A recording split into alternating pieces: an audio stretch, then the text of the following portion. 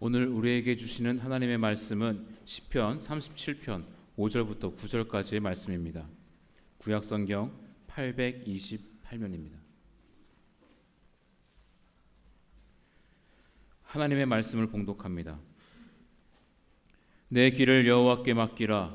그를 의지하면 그가 이루시고 내 의를 빛같이 나타내시며 내 공의를 정오의 빛같이 하시리로다. 여호와 앞에 잠잠하고 참고 기다리라. 자기 길에 형통하며 악한 꾀를 이루는 자 때문에 불평하지 말지어다. 분을 그치고 노를 버리며 불평하지 말라. 오히려 악을 만들 뿐이라. 진실로 악을 행하는 자들은 끊어질 것이나 여호와를 소망하는 자들은 땅을 차지하리로다. 아멘. 가브리엘 찬양. 하나님 감사합니다. 기도하겠습니다. 좋으신 하나님, 하나님의 거룩한 자녀 삼아 주셨기에 주님께 예배하며 또한 말씀 듣게 하시니 감사합니다. 떡으로 사는 것이 아니라 아버지 말씀으로 산다고 했사오니 이 시간 내 영에 말씀이 참 양식이 되어서 이 세상 영적인 힘으로 살아갈 수 있는 성도들이 다 되도록 도와주옵소서. 귀한 찬양과 연주 받으시니 감사합니다. 늘 힘써 수고하는 저들에게 하나님이 동행하시고 은혜 주셔서 이 세상 것들로 만족하지 아니하고 주님과 함께함으로 더 기뻐하는 믿음의 사람들이 다 되게 도와주옵소서. 오늘도 주의 성령이 우리와 함께 하실 줄로 믿사오며 예수님 이름으로 기도하옵나이다. 아멘. 할렐루야. 주의 크신 복이 여러분 가정에 넘치길 바랍니다. 오늘 본문 5절에 보니까 내 길을 여호와께 맡기라. 그를 의지하면 그가 이루시고 라고 말씀하고 있습니다. 여호와께 맡긴다는 것이 뭔지 그 다음에 간단하게 의지한다라는 말로 이해를 시키고 있습니다. 의지하면 그가 이루시고 라고 했습니다. 의지한다라는 말을 좀 더 풀어보면은 하나님의 인도하심대로 살아가는 것이다 라고 할 수가 있습니다. 하나님의 인도하심대로 살아가려면은 기도하는 방법 밖에 없습니다. 기도하면서 하나님께서 순간순간 내게 원하시는 것이 무엇일까? 나를 통해서 바라시는 것이 무엇일까를 알려고 힘쓰는 자세가 중요한 것입니다. 성경에서는 수많은 믿음의 선진들이 하나님께서 자기를 살피시고 인도한다라고 믿고 자기 인생을 하나님께 맡기고 산 사람들이 많지요. 대표적인 사람이 모세와 다윗입니다. 모세와 다윗의 특징은 무엇입니까? 이 사람들은 항상 하나님께 기도합니다. 하나님께 물어봅니다. 하나님의 지시한 대로 그들의 마음을 판단하고 결단하는 것입니다. 모세는 이스라엘 백성들을 척박한 광야에서 40년 동안 인도해서 가나안 땅으로 가는 과정 속에서 그는 항상 하나님께 기도하면서 하나님의 지시하는 대로 갔습니다. 앞으로 나아갈 때도 하나님이 말씀하시면은 가고 하나님이 말씀하시지 않으시면은 머물렀습니다.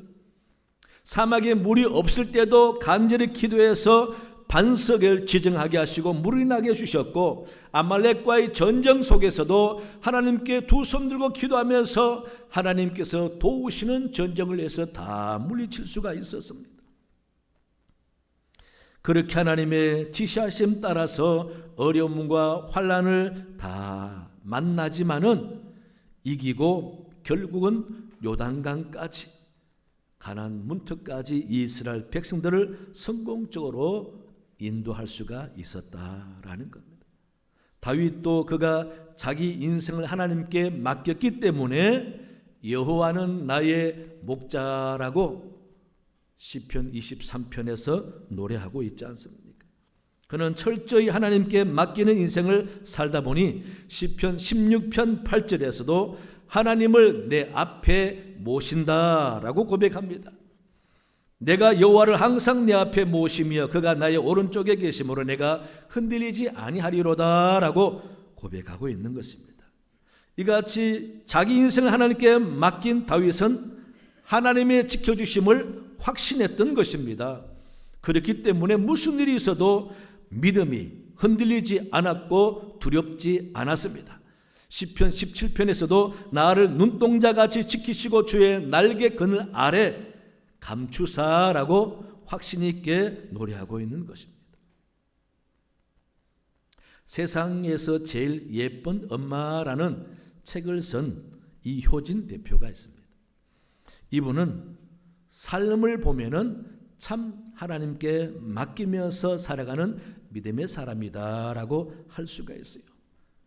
지금은 예인 건축 연구소 대표로 있으면서 순복음교회를 다니고 있습니다. 그분은 태어나서 생후 18개월 때에 펄펄 끓는 주전자를 엎질러서 얼굴에 전체 3도 화상을 입었습니다. 수술을 제대로 못해서 얼굴이 많이 일그러졌습니다. 그래서 자라면서 아이들에게 외계인이라고 놀림감도 많이 당했습니다. 그래서 많이 죽고 싶었습니다. 그런데 21살쯤에 그렇게 새벽마다 눈물로 기도하며 소망을 가지라고, 효진아 소망을 가져라, 그렇게 말하던 어머니가 갑자기 교통사고로 돌아가셨습니다. 어머니의 장례식에 갔는데 사모님이 평소에 자기 어머니의 기도 제목을 말해주는 겁니다. 효진이 어머니는 오로지 기도 제목이 하나밖에 없었다. 우리 딸 효진이가 하나님을 만나게 해주세요. 그게 기도 제목이었다는 소리를 듣고 신앙생활 열심히 하면서 하나님을 만나보기로 결심합니다. 그때부터 열심히 기도하고 성경 보고 신앙생활 잘했는데 그가 기도 중에 성령께서 자기에게 또렷이 들려주는 말씀이 있대요. 그게 뭐냐면 효진아, 너는 이 땅에서는 아름다움의 기준에 들어갈 수 없지만 하나님 나라에서는 가장 아름다운 사람이다. 너는 나의 미스 헤븐이다 라고 말하신답니다. 그래서 그는 그런 성령의 소리에 확신을 가지고 열심히 믿음으로 잘 살다 보니 화상을 입은 얼굴도 이쁘다고 말하는 청년을 만나서 결혼하고 남매를 낳아서 잘 살고 있습니다. 이 이효진 대표는 아이들에게도 자주 묻는답니다. 예린아, 마음 중심에 누가 계셔? 라고 물으면은 예수님이 계셔 라고 말한대요. 또 아들에게도 주은이 마음 중심에 누가 계셔? 라고 하면은 예수님만 계시지 않는데 공룡도 있고 뽀로로도 있어 라고 말한다는 거예요. 그러면 이 엄마는 그래, 엄마도 마음속에 예쁜 옷도 있어. 엄마도 그럴 때가 있으니까 우리 마음에 예수님만 계실 수 있도록 기도하자. 아이들에게 말을 하기 시작할 때부터 끊임없이 예수님이 너희 마음에 있다라고 가르쳐 준다라는 거. 여러분, 이렇게 사는 생활이 바로 하나님께 맡기는 삶이 아닌가 생각해 봅니다. 그러므로 우리는 모세처럼 다윗처럼 내 인생을 여호와께 맡기는 삶을 살아야 합니다. 잠언 16장 3절에서도 너의 행사를 여호와께 맡기라, 그리하면 내가 경영하는 것이 이루어지리라 라고 분명히 말씀해 주셨습니다. 그렇다면 여호와께 내 길을 맡기는 삶은 어떤 것인가? 그 의미가 무엇인가 라고 할 때에 첫째, 하나님의 뜻에 맡기라는 말입니다. 7절 말씀에 여호와 앞에 잠잠하고 참고 기다리라. 자기 길이 형통하며 악한 꾀를 이루는 자 때문에 불평하지 말지어다 라고 말씀하십니다. 이는 남은 잘 되고 복을 받는 것 같은데 나는 왜 이렇게 힘들고 고난과 시련만 있는가라고 생각될 때도 자기의 처지를 보며 원망하고 남이 악하게 잘 되는 것을 보며 분을 품지 말고 하나님의 뜻에 맡기면서 잠잠히 기다리라라는 말이죠. 하나님이 모든 것을 섭리해 가시기 때문에 공평하고 공의로우신 하나님은 하나님 바라보고 그 뜻대로 살려고 하는 사람을 결코 외면하지 않고 악한 방법으로 잘 되는 사람 가만히 버려두지 않는다라는 거죠. 그래서 하나님의 뜻에 자기를 맡기고 묵묵히 믿음으로 열심히 살다 보면은 하나님의 때가 되면은 반드시 은혜 주실 날이 온다라는 겁니다. 때로는 지금의 상황이 이해가 되지 않지만은 하나님이 모든 것을 알아서 뜻대로 하신다라고 믿고 이 고통과 아픔도 하나님께 맡기고 묵묵히 믿음을 흔들리지 않고 살아가는 것, 그게 인생을 하나님께 맡기는 거죠. 영국의 윌리엄 4세가 죽고 다음에 그 왕위를 이어받은 사람이 어린 빅토리아 처녀 아닙니까?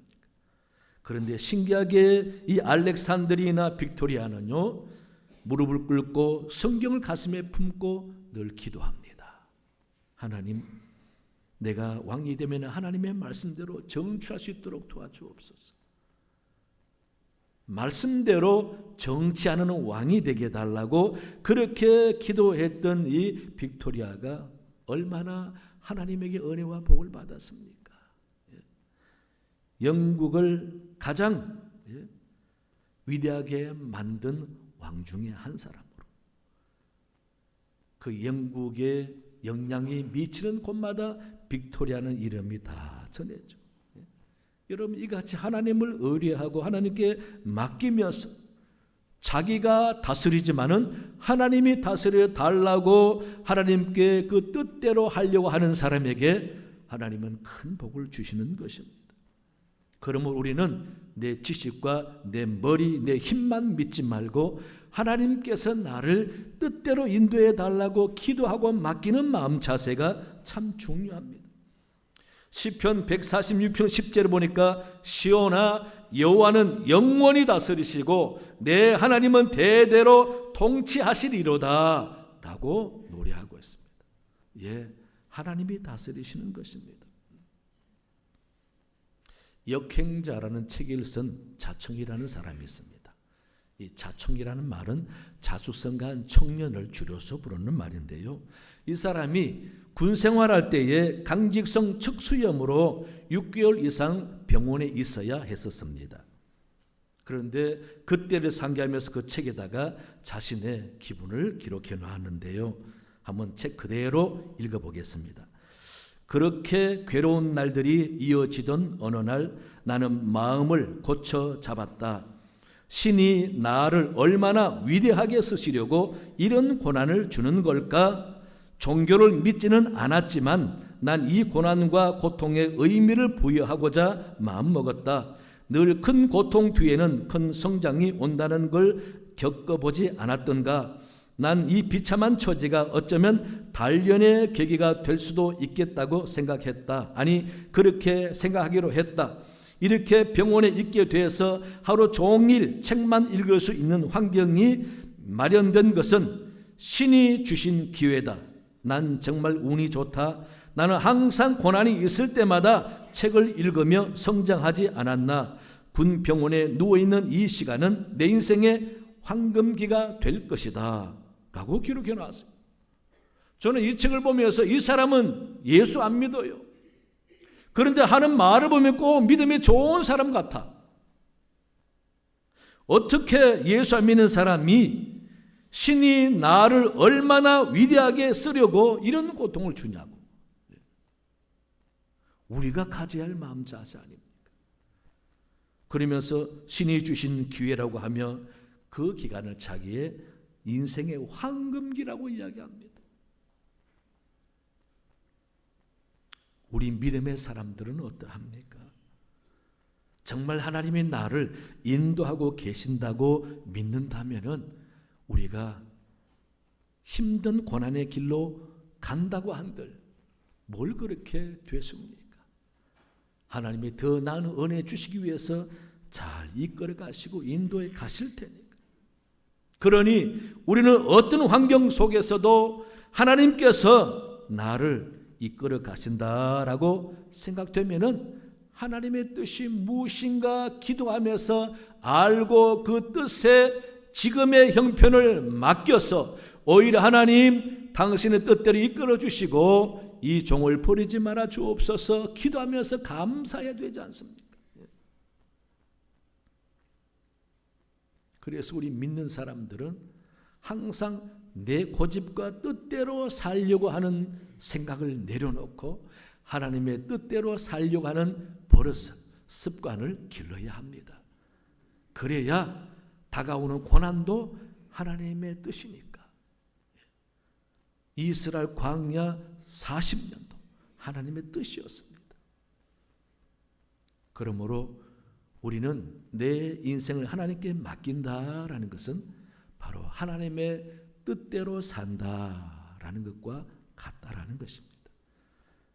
여러분 한 분 한 분이 다 의미 없어서 실수로 태어난 사람들이 아닙니다. 다 하나님의 뜻이 있어서 태어나신 거잖아요. 그러면 내 한평생 60이 되든 90이 되든 하나님은 다 당신의 뜻을 이루고 하는 의미가 있다라는 것입니다. 그러므로 여러분들은 믿으세요. 하나님의 뜻 안에서 살고 있는 인생입니다. 하나님께서 의미가 있어서 살게 하시는 인생입니다. 그러므로 내 뜻만 고집하지 말고 아버지 뜻을 찾아서 주님 뜻에 내 인생을 맡겨보시기 바랍니다. 그럼 놀라운 은혜가 임할 줄로 믿습니다. 그러므로 내 길을 여호와께 맡기라, 이 말은 아버지 뜻대로 살아라 라는 말인 줄로 믿으시고 늘 주의 뜻을 구하는 여러분 되시기 바랍니다. 둘째는요, 하나님께 소망을 두고 살아라는 말입니다. 본문 9절에 보니까 진실로 악을 행하는 자들은 끊어질 것이나 여호와를 소망하는 자들은 땅을 차지하리로다 라고 말씀하고 있습니다. 악을 행하는 사람들은 왜 악을 행합니까? 자기의 욕심을 채우기 위해서, 자기가 남보다 잘 되기 위해서 선을 구하지 않고 악한 방법이라도 빨리 된다면 서슴지 않고 하는 사람들 아닙니까? 남보다 더 좋고 화려한 것을 빨리 얻어보지만은 그러나 시간이 갈수록 허무해지는 것은 어쩔 수 없는 것이죠. 그래서 우리는 세상 것들로 내 자신을 만족을 얻고 욕심을 채우려고 하지 말고 하나님의 은혜, 하나님이 주시는 축복, 하나님이 베푸시는 긍휼을 사모해야 되는 것입니다. 그러면 하나님께 소망을 두고 살아가게 될 때에 하나님이 때를 따라 알아서 채워주시고 영광되게 하시고 빛나게 하시고 사람들 위에 높여주실 때가 있다라는 것입니다. 시편 146편 5절에서도 야곱의 하나님을 자기의 도움으로 삼으며 여호와 자기 하나님에게 자기의 소망을 두는 자는 복이 있도다라고 말씀하셨잖아요. 여러분, 제가 중학교 때, 고등학교 때에 굉장히 유행했던 가요가 너라는 가요 아시죠? 낙엽 지는 그 숲속에.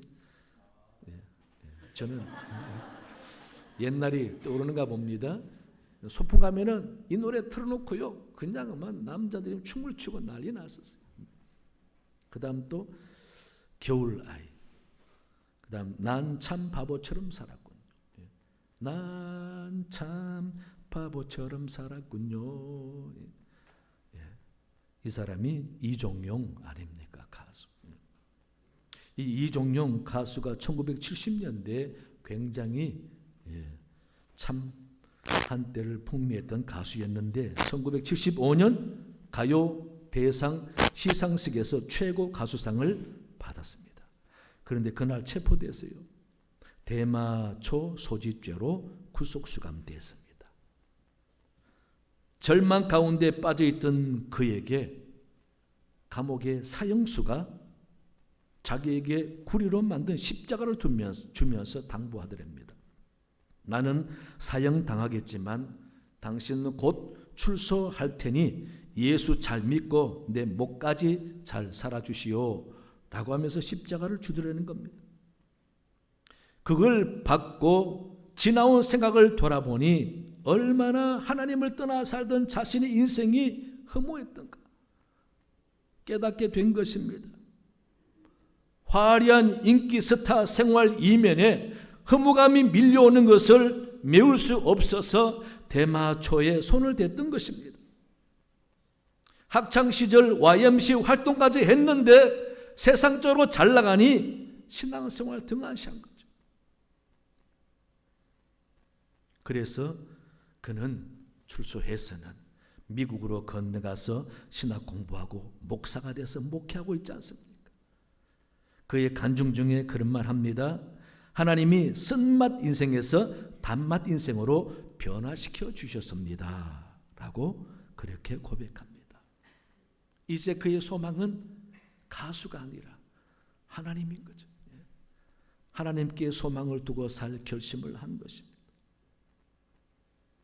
노벨 문학상 받은 펄벅 여사도 어머니의 초상이라는 작품에서 자기 어머니에 대한 이야기를 하는데 그 어머니가 22살에 참 한창의 22살에 결혼을 해서 남편 선교사 따라서 미지의 대륙 중국 땅, 그것도 비가 잘 오지 않고 바람도 많이 불고 척박한 땅에 선교 와서 얼마나 많은 고생을 했는지 7 자녀를 낳았는데 4 아들이 자기 품 안에서 죽었어요. 참 너무도 힘든 고난의 여정을 살아오면서 그런데 그 딸 펄벅에게는요 조금도 실망이나 그늘이 있는 모습과 얼굴과 말을 하지 않았답니다. 그에 그래 보면 나는 어머니의 얼굴 속에서 고통스러운 모습이나 우울한 어머니의 노래나 어머니가 꾸며준 우리의 방에서 어두운 그림들을 본 적이 없다. 어머니가 들려준 얘기 가운데 절망적인 이야기도 들은 적이 없다. 언제나 소망이 넘치는 믿음의 얘기를 들려주셨다라고 회상하고 있습니다. 이게 믿음의 사람 아닙니까? 왜 그럴 수 있습니까? 하나님께 소망을 두고 살기 때문에. 이 땅의 삶은 열심히 살수록 고달프고 배신당하고 힘들지만은 하나님께 소망을 두고 살면은 어려운 가운데서도 미소가 있고 찬송이 있을 수 있다라는 것입니다. 하나님께 소망을 두고 살아갈 때에 입술에서는 언제나 우울한 노래가 아니라 감사 찬송이 나오는 것이죠. 이게 성도의 힘인 것입니다. 하나님께 소망을 두고 사는 사람은 삶을 이기고 어려움도 이기고 고난도 이기고 사는 사람인 것입니다. 그렇게 사는 모습을 하나님은 원하시는 거죠. 그래야 믿는 사람들이 다르다라는 것을 보여주기를 하나님은 원하시는 것입니다. 그런데 믿는 사람들이 안 믿는 사람보다 더 징징거리고 살면은 하나님 보시기도 창피스러운 것 아닙니까? 믿는다는 사람이 저렇게 나약해서 그렇게 땅의 것으로 소망 두지 말라고 했는데 거기 마음 두고 잘못됐다고 뜻대로 안 됐다고 징징거리고 슬퍼하고 그런 모습은 믿음 있는 사람의 모습이 아니다. 여러분 지금도 혹시나 살아가는 문제 때문에 슬프고 마음에 그늘과 고통이 있다면 다 버리세요. 하나님 바라보고 소망을 가지세요. 하나님은 여러분들 한 분 한 분 진정 사랑하시고 은혜 받기를 원하시고 하나님의 긍휼을 알아서 더 감사가 풍성하게 살기를 원하시는 분이 우리 하나님이시잖아요. 그걸 깨닫고 알아서 마음에 감당할 수 없는 은혜가 넘치게 될 때에 저절로 입에서 감사가 나오고 찬송이 나오고 기도가 나오고 아버지 감사합니다. 오늘 또 새날 주시니 감사합니다. 멀쩡한 정신으로 옳고 그름을 판단하면서 주님 뜻을 생각하고 그걸 쫓아 살게 하시니 감사합니다. 이런 감사가 저절로 나오지 않습니까? 그래서 우리 믿는 사람은 땅의 것으로 소망 삼지 말고 오직 하나님께 소망을 두며 살아야 한다라는 것. 여러분이 그런 믿음을 가지고 하나님께 길을 맡기며 사는 여러분 되시기 바랍니다. 세 번째는요, 말씀에 순종하라라는 말입니다. 오늘 본문에서 쭉 계속 더 읽어가 보면 23절에 여호와께서 사람의 걸음을 정하시고 그의 길을 기뻐하시나니라고 말씀합니다. 사람의 걸음을 정하셨대요. 누구 마음대로? 하나님 마음대로. 우리 사는 인생 걸음을 하나님이 정해 놓으셨답니다, 여러분. 어디에서? 성경 말씀에서. 그래서 하나님이 기록된 말씀을 통해서 내 백성인 너희는 이렇게 살아라라고 걸음을 정해 놓으셨다라는 것입니다. 그러니 그 말씀대로 살아야 내 길을 하나님께 맡기는 인생이지, 말씀은 모르고 도외시하고 자기 방법과 세상에 들은 소리 가지고 살아가면은 하나님께 맡기는 인생이 아니죠. 세상에 맡기는 인생입니다. 자기 지식에 맡기는 인생입니다. 그렇게 살면은 세상 사람 볼 때는 똑똑해 보입니다. 세상 물정 잘 아는 사람처럼 보입니다. 절대 남에게 속지 않고 사기당하지 않고 아주 그냥 유익하게 살 것처럼 보입니다. 그러나 하나님께서 원하는 삶이 아닙니다. 하나님께 맡기는 삶이 아닙니다. 하나님께 맡기는 삶은 말씀대로 순종하여 말씀 쫓아가는 삶인 것입니다. 세상 사람 보기에 미련해 보여도, 세상 사람 보기에 바보처럼 보여도, 그러나 하나님은 우리를 귀하게 여기시고 고개 끄덕이십니다. 그래, 세상 사람은 손가락질하고 미련하다고 말할지라도 너는 내 자녀니 내 말씀대로 살아라. 그런 자녀를 하나님이 책임지시지 않겠습니까? 그런 믿음이 있어야 말씀대로 살 수 있는 것 아닙니까? 목사님 설교는 그렇게 하지만 막상 현장에 가서 살아봐. 너무 세상을 모르시는 말씀 같아. 아닙니다. 진짜 한번 살아보고 그러세요.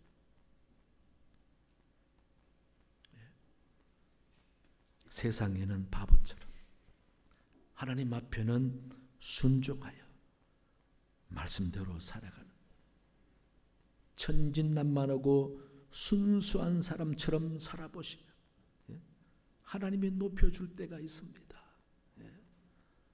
여러분 힘들게 하고 잠 못 자게 하는 모든 걱정 의심들 이제 다 내려놓으세요. 신경 쓰지 마세요. 신경 쓸 때마다 하나님께 맡기고 기도하세요. 또 생각나니 하나님 맡깁니다. 알아서 해주세요. 나는 하나님 한 분 사랑하고 말씀대로 살렵니다. 여러분 그렇게 한번 살아보세요.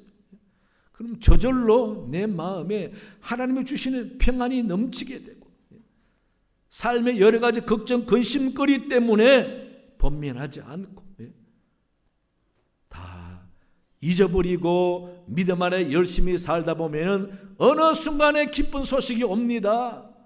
아, 잘 됐구나. 하나님이 해주셨구나. 그렇게 될 때 얼마나 감사합니까? 하나님 말씀을 내 경험보다 앞장 세워서 항상 말씀을 먼저 생각하는 겁니다.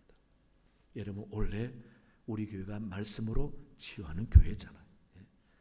우리 인격도 영혼도 우리 삶의 태도도 잘못된 습관으로 인해서 옳지 못한 모든 생각들도 의식들도 하나님 말씀으로 좀 치유되고 변화됐으면 좋겠습니다.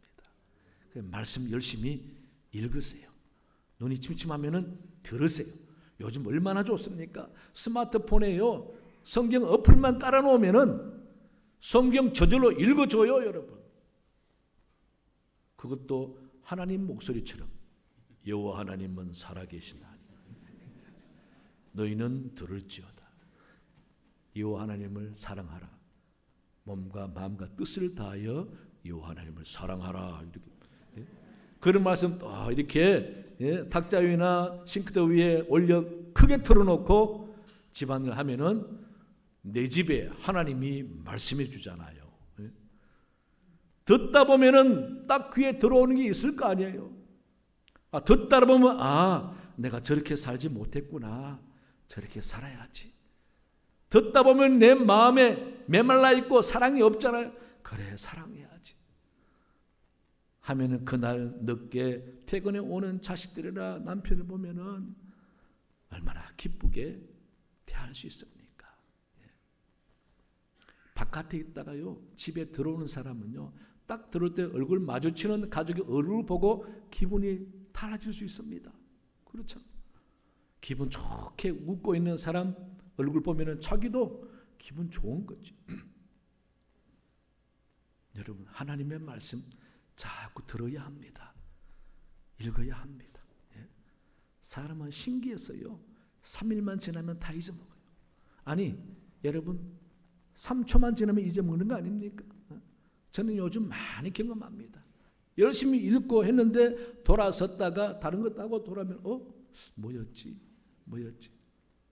이제 기록 안 하면은요 절대 보장 못 합니다. 여러분 제게 뭘 이야기하면 목사님 아시죠? 뭐 해주세요.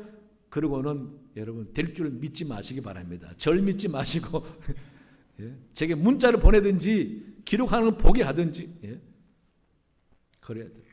요즘 우리 목사님끼리도요 무슨 일 때문에 서로 이제 만날 날 정하고 뭘 할 때요 한 주 전에 3일 전에 연락해 놓으면요 못 믿어요.